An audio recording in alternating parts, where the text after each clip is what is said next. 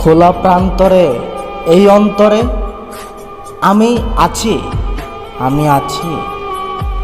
নিঃশ্বাস প্রশ্বাস ফেলে দিয়ে আমি রাজার ঘুম দিছি। আমি স্বাধীন স্বপ্নের কথায় লিখে পাঠাই আমার বাদশাহী চিঠি।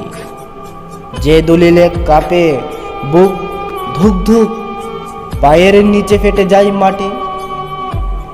আমার কষ্টই তোমার অশান্তি, বুঝি সব অনুভব মন মানসিকতা।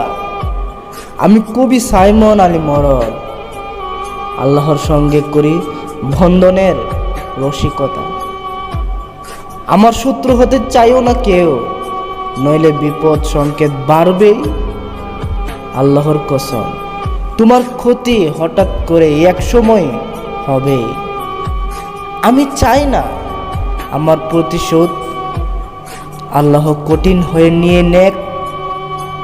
আমি যা বলেছি তা কিন্তু বুঝবে না, এর জন্য প্রয়োজন হবে প্রশান্ত বিবেক।